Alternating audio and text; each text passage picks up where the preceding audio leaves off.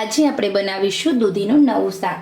તો જે સહેલીઓ નવી નવી રસોઈ શીખી રહી છે એ લોકો ખાસ આ વિડીયો જોવે. દૂધી જોઈને જ ખાવાનું મન ના થાય. દૂધી બિલકુલ ટેસ્ટ વગરની હોય છે, પરંતુ તમે આવી રીતે આ સબ્જી બનાવશો તો ટેસ્ટ પણ સારો આવશે અને નાના મોટા સૌ કોઈ માંગી માંગીને ખાશે એવું સ્વાદિષ્ટ આ શાક. એકવાર આવી રીતે શાક બનાવ્યા પછી તમે દૂધીનું શાક બીજી કોઈ રીતે બનાવશો જ નહીં. એવું સિમ્પલ, સરળ અને સહેલી રેસીપી છે. દૂધીને કેવી રીતે પરચેસ કરવી, દૂધી ઘરે માર્કેટમાંથી લાવતી વખતે કઈ વાતોનું ધ્યાન રાખવું, દૂધીનું શાક સમારતી વખતે શું ધ્યાન રાખવું, એ દરેક નાની નાની વાત મેં તમને કહી છે. ચોક્કસ વિડીયો જોજો મિત્રો. ખરેખર આપ સૌને આજની આ રેસીપી પસંદ આવે છે તો લાઈક, શેર, સબસ્ક્રાઈબ અવશ્ય કરશો. ચલો જોઈએ રેસીપી. આજે આપણે દૂધીનું શાક બનાવીશું, એકદમ નવી રીતે દૂધીનું શાક.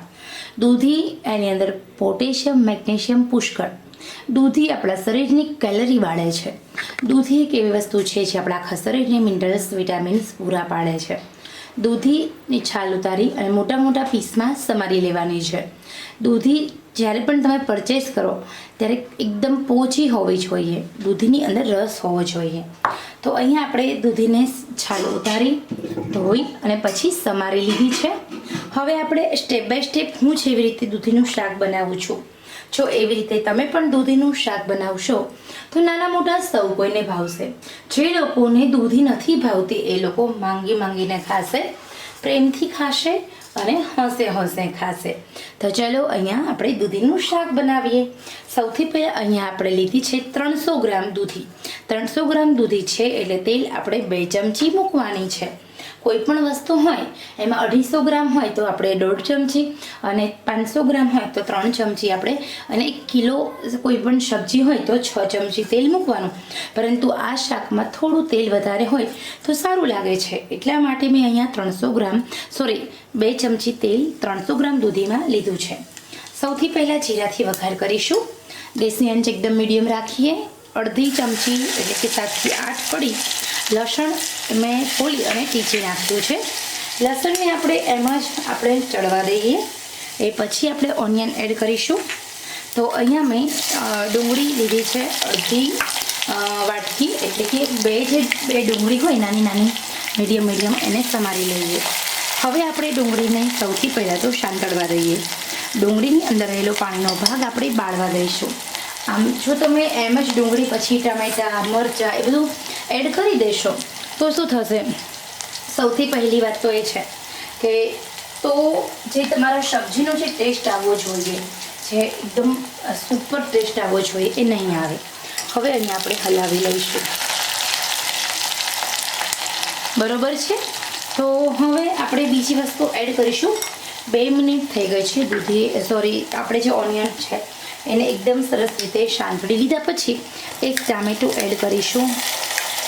ટામેટું અહીંયા મારા બીજી વસ્તુમાં પણ એડ કરવાનું છે, એટલે અહીંયા 2 ટામેટાં સમાર્યા હતા, એમાંથી મેં 1 ટામેટું એડ કર્યું છે. હવે આપણે ટામેટાને પણ સરસ મજાનું સાંતળી લઈએ. હવે બધા મસાલા કરીશું. સ્ટેપ બાય સ્ટેપ બધા મસાલા તમે જોજો. બહુ સરસ મજાનું આ ટેસ્ટી આપણી સબ્જી બનીને રેડી થઈ જાય છે. સૌથી પહેલાં અડધી ચમચી હળદર, ત્યાર પછી એડ કરીશું ટેસ્ટ અકોર્ડિંગ નમક ઉમેર્યા પછી લાલ મરચું. હું કાશ્મીરી મરચાંનો જ ઉપયોગ કરું છું, બીજું કોઈ મરચું એમાં એડ નથી, એટલે તમે એ રીતે ઉપયોગ કરજો. ઓકે, તમારી પાસે રેશમ પટ્ટો હોય તો તમે થોડું ઓછું ઉમેરવાનું છે મરચું.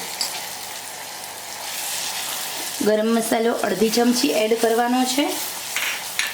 એ પછી અહીંયા આપણે જે દૂધી છે એ દૂધીને આપણે ઉમેરી દેવાની છે. દૂધીને ધોવાની, પછી છાલ ઉતારવાની, પછી સમારવાની.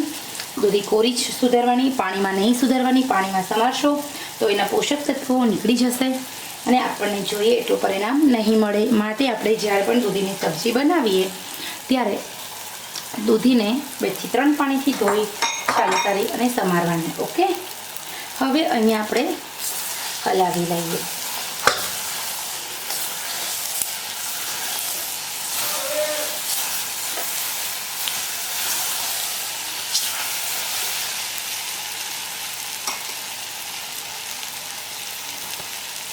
અને આપણે ઉમેરીશું પાણી. દૂધીમાં પાણીનો ભાગ એકદમ છૂટતો હોય એટલે આપણે પાણી એકદમ ઓછું. અહીંયા મેં અડધી વાટકી જ પાણી ઉમેર્યું છે. લીડ કવર કરીશું અને એકદમ મીડિયમ આંચે આપણે દૂધીના બધા જ પોષક તત્વો જળવાઈ રહે એવી રીતે શાકને ચડવા દઈએ. તો એકદમ મીડિયમ આંચે 10 મિનિટ સુધી હું ચડવા દઉં છું. સીટી વગાડો તો 3 વગાડવાની છે.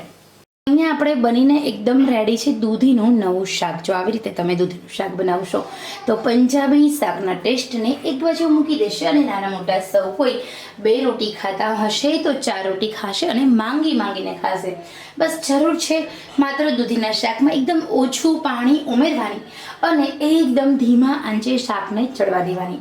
દૂધી અહીંયા આપણી ગળી પણ નથી ગઈ, દૂધી કાચી પણ નથી, દૂધી ચડી પણ ગઈ છે અને સાથે દૂધીમાં ટેસ્ટ પણ લાજવાબ આવશે. તો મિત્રો ખરેખર આપ સૌને આ રેસીપીનો વિડીયો પસંદ આવ્યા હોય તો લાઈક શેર સબસ્ક્રાઈબ દિલથી કરશો. ચલો આપણે ફરી મળીશું નવા જ ઉપયોગી વિડીયો સાથે. ત્યાં સુધી આવજો.